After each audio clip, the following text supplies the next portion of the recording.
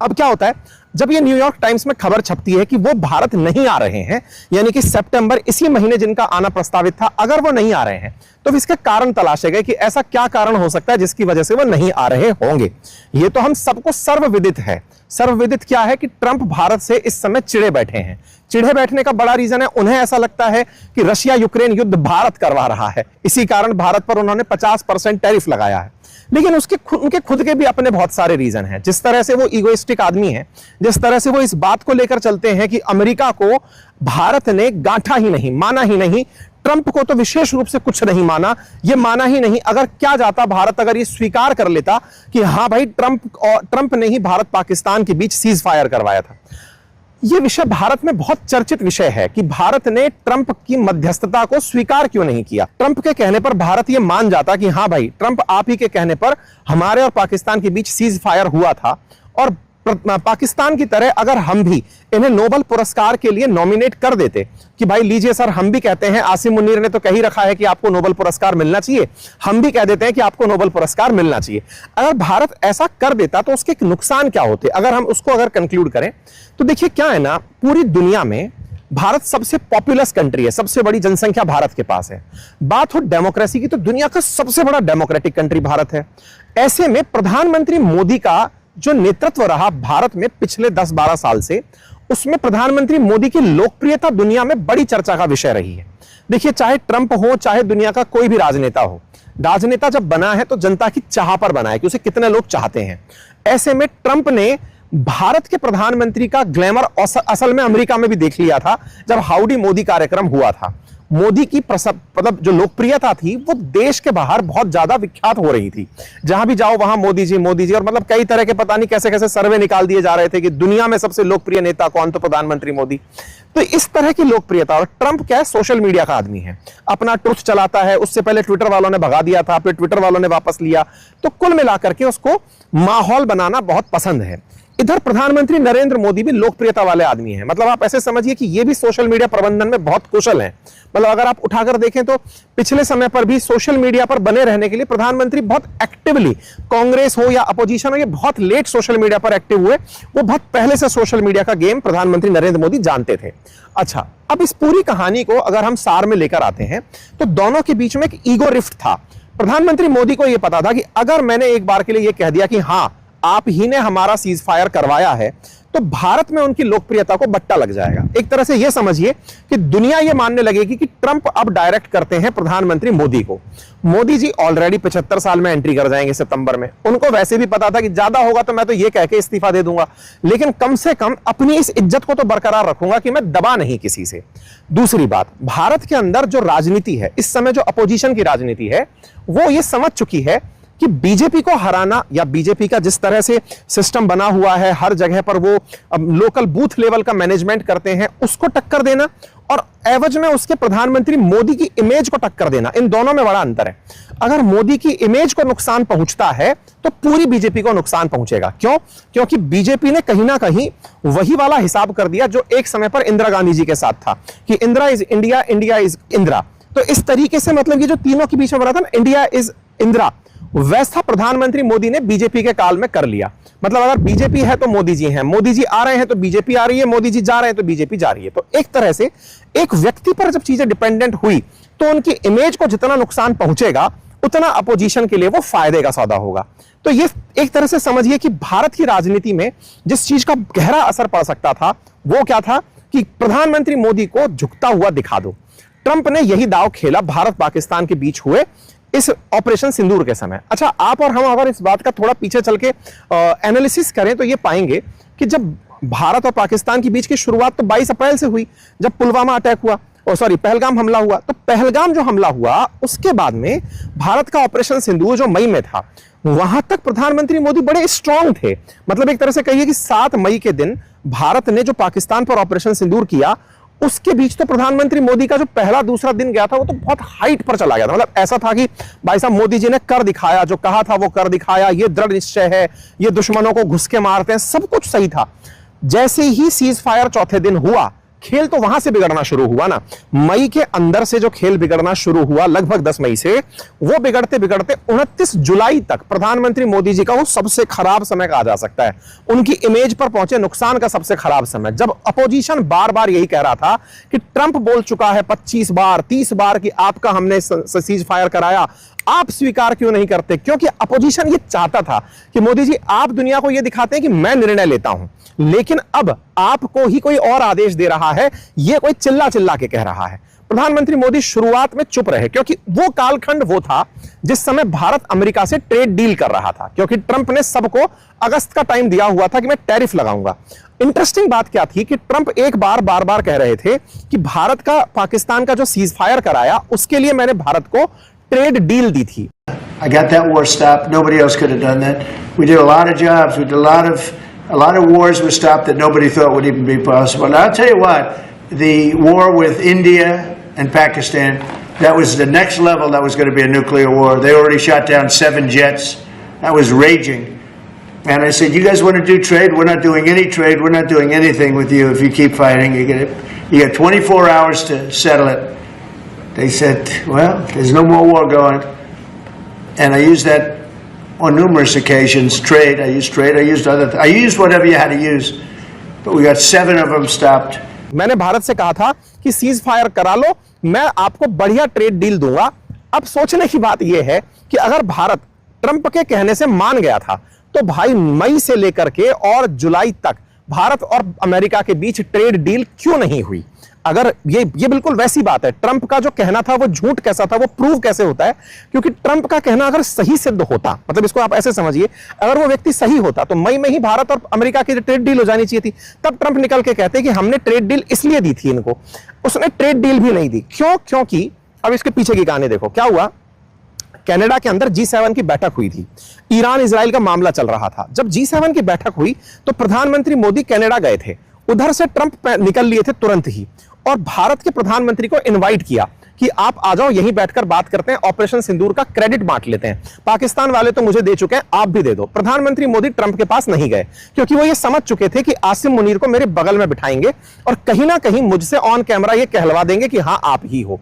भारत ये नहीं चाहता था। प्रधानमंत्री मोदी अमेरिका के राष्ट्रपति का इन्विटेशन त्याग कर उड़ीसा रैली करने चले आए और वहां आकर उन्होंने पब्लिक के सामने कहा कि मैं ट्रंप का इन्विटेशन छोड़कर यहां आया हूं। कहानी क्या थी? कहानी यह थी कि भारत यह जानता था कि ट्रंप तुम मेरे सामने यह कहलवाओगे कि सीज फायर मैंने करवाया, हम ऐसा कहेंगे नहीं। ट्रंप इस बात के लिए लगातार लगे हुए थे कि भारत कह दे कि हां आपने सीज फायर करवाया तो जो रशिया यूक्रेन का मामला जिसके चलते ट्रंप की बेइज्जती हो रखी है कि हां तुम युद्ध नहीं रुकवा पाए, कम से कम मैं दुनिया को यह बता पाऊंगा कि मैं 2 न्यूक्लियर कैपेबल देशों के बीच में युद्ध रुकवा दिया था, और जब उनके बीच में युद्ध रुकवा दिया तो फिर रशिया यूक्रेन तो क्या ही है। तो ट्रंप अपनी उस हार को, ये बिल्कुल वैसे है कि लड़का यूपीएससी की तैयारी कर रहा था, नहीं निकला, लेकिन सिलेक्शन नहीं हुआ तो अब वो कम से कम कुछ और तो एग्जाम क्वालिफाई करे, अब उसका वो भी नहीं क्वालिफाई हो रहा है। क्वालिफाई के नाम पर कहीं ना कहीं कोई आदमी ये कह दे रहा है भाई साहब नकल किए थे आप तो कुल मिलाकर के ट्रंप की इमेज को बट्टा लग रहा था। ट्रंप इस बात से, क्योंकि जब प्रेसिडेंट बनने से पहले आपने कस्में खाई हो कि मैं एक दिन में रशिया यूक्रेन रुकवा दूंगा, मैं एक दिन के अंदर गाजा पट्टी और इजराइल रुकवा दूंगा, और आप कर नहीं पा रहे हो, तो ये सब चीजें उसकी इमेज पर भयंकर नुकसान पहुंचा रही थी। उसको एक अपॉर्चुनिटी मिली थी, ब्लेसिंग इन डिस्गाइज था भारत पाकिस्तान, जो कि प्री प्लान्ड नहीं था, लेकिन हो गया। तो उसको लगा कि कम से कम यहां से तो एडवांटेज ले लो, लेकिन वो एडवांटेज वो ले नहीं पाया। जब वो एडवांटेज नहीं ले पाया तो उसने सोचा अब इसका क्या हो सकता है, मतलब बेहतर विकल्प क्या है कि भारत को ट्रेड डील के नाम पर डराया जाए कि तुम डरो, नहीं तो मैं दुनिया को बता दूंगा, नहीं तो मैं तुम पर ट्रेड डील लगा दूंगा। और भारत इस ट्रेड डील के चलते उसके साथ नेगोशिएशन में रहा लगभग 2 महीने तक। इस बीच में ट्रंप ने देखा कि भारत चुप है, प्रधानमंत्री मोदी बोल नहीं रहे हैं, अपोजिशन उकसा रहा है, तब भी मोदी चुप हो गए हैं, इसका मतलब मोदी डर गए हैं। अब ट्रंप ने जब ये देखा तो उसने कहा चलो अब इनका कुछ और फायदा भी उठा ही लेते हैं, क्योंकि क्या होता है, आप अगर भयभीत हो तो आपको लोग डराने में विश्वास रखते हैं कि डर रहा है ना, चल और डराते हैं। तो और डराया ट्रंप ने ये कहते हुए कि एग्रीकल्चरल गुड्स पर आप जीएम क्रॉप्स को अमेरिका से भारत आने दो, आप डेयरी जो है ना वो आने दो, नॉनवेज मिल्क भारत आने दो। भारत धीरे धीरे यह समझ गया कि ट्रंप को अगर आज हमने ये मोहलत दे दी कि हां भाई तेरी वजह से सब हुआ, तो ये तो अगले 4 साल तक भारत को बिल्कुल निचोड़ देगा। मतलब भारत ने ये चीज एनालाइज कर ली कि इसको कितना सहन किया जाए, क्योंकि ये हर दिन एक कदम आगे बढ़ाता जा रहा है। ये सोच रहा है कि भारत डर गया। भारत डर गया, ये उसकी गलतफहमी थी। कैसे थी यार? भारत वो देश है जो 200 साल अंग्रेजों के गुलाम रह चुका। 200 साल गुलामी के बाद भी उन ब्रिटिशर्स को पछाड़ने वाला भारत क्या अमेरिका के इन टैक्सेस से डरेगा क्या? बस इस बात का एहसास मोदी जी को होने लगा जब देश में लोगों के चेहरे पर उन्होंने अध्ययन किया कि ऑपरेशन सिंदूर के लिए हमने यात्राएं भले ही निकाली, लेकिन भारत के लोग यही पूछ रहे हैं कि रुकवा क्यों दिया, है ना? और अपोजिशन बार बार इस चीज के लिए इनको खींचे पड़ा था कि आप बताते क्यों नहीं हो, बताते क्यों नहीं हो। तो अल्टीमेटली मोदी जी को यह समझ में आ गया कि भाई भारत रहना चाहिए, नंबर 1, और नंबर 2 मेरी इमेज रहेगी तो बीजेपी रहेगी। अगर इमेज कोई बट्टा लग गया तो नुकसान हो जाएगा। बस यही था कि उन्होंने सदन के अंदर उस दिन बोल दिया। 29 जुलाई का दिन था, प्रधानमंत्री मोदी बोलते कि हमने किसी के कहने पर सीज फायर नहीं किया। अध्यक्ष जी, दुनिया के किसी भी नेता ने भारत के ऑपरेशन रोकने के लिए नहीं कहा।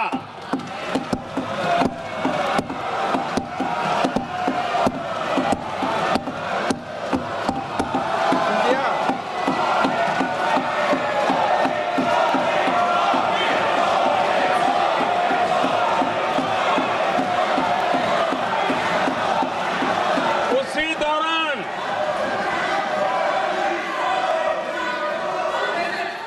9 तारीख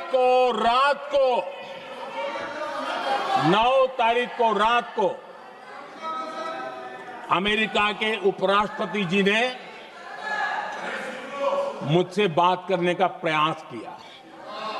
वो घंटे भर कोशिश कर रहे थे, लेकिन मेरी सेना के साथ मीटिंग चल रही थी, तो मैंने उनका फोन उठा नहीं पाया। बाद में मैंने उनको कॉल बैक किया। मैंने कहा कि आपका फोन था, 3-4 बार आपका फोन आ गया, क्या है? तो अमेरिका के उपराष्ट्रपति जी ने मुझे फोन पे बताया कि पाकिस्तान बहुत बड़ा हमला करने वाला है। ये उन्होंने मुझे बताया। मेरा जो जवाब था, जिनको समझ नहीं आता है उनको तो नहीं आएगा।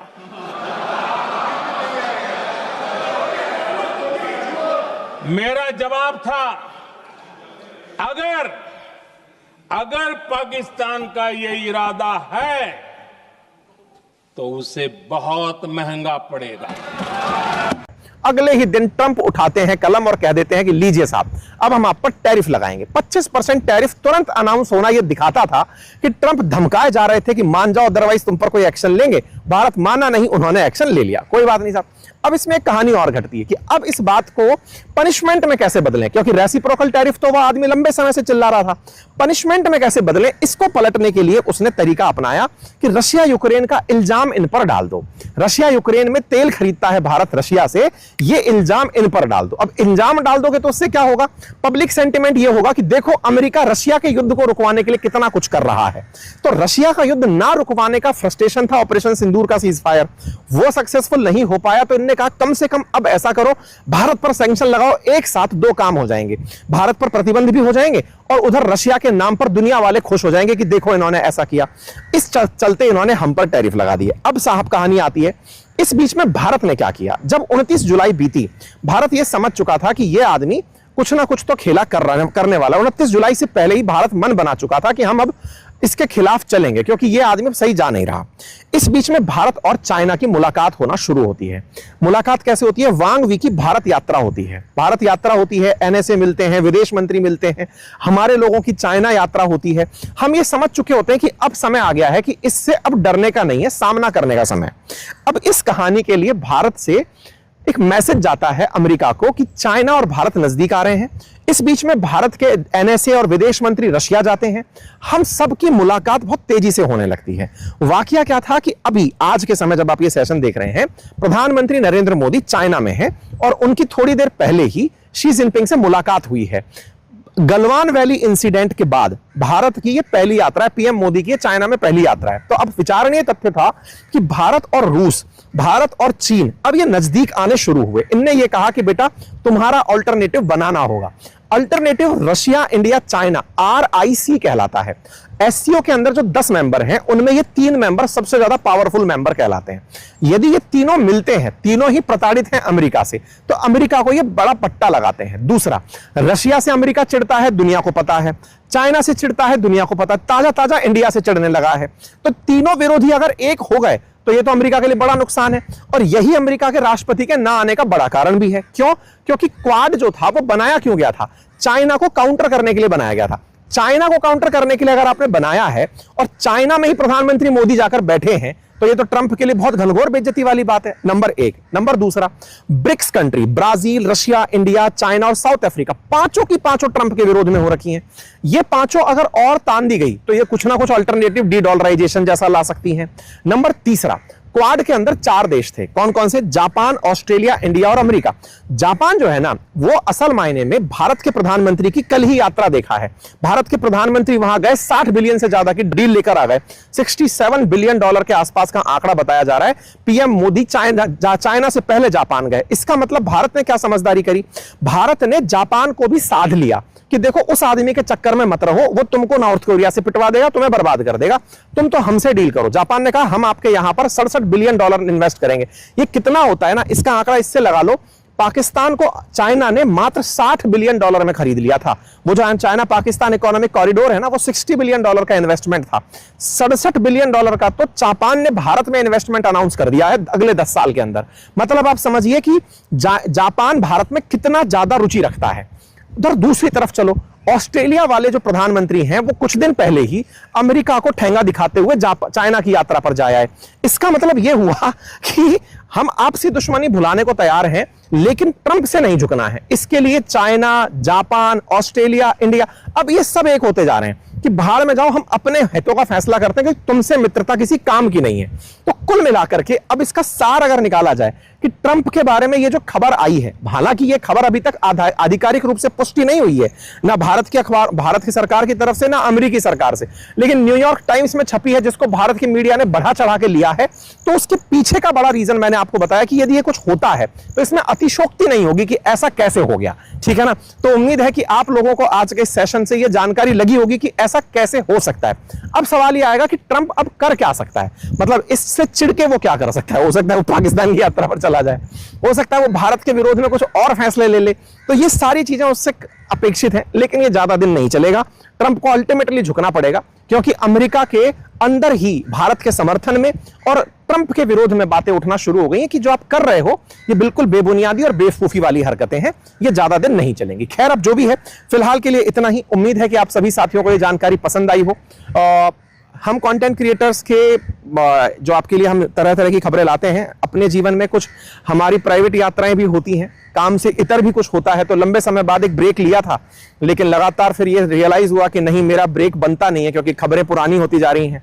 तो खबरों के आप विश्लेषण में जब एंट्री कर ही चुके हैं, तो क्यों ना इस खबर को कवर कर दिया जाए। तो अगेन, आउटसाइड से आज आपको ये जानकारी मिली, तो आपने मुझे सुना इतनी देर तक के लिए, उसके लिए बहुत बहुत धन्यवाद। अपना ख्याल रखिए, और चैनल पर नए हैं तो सब्सक्राइब अवश्य कर लीजिएगा। बहुत बहुत धन्यवाद।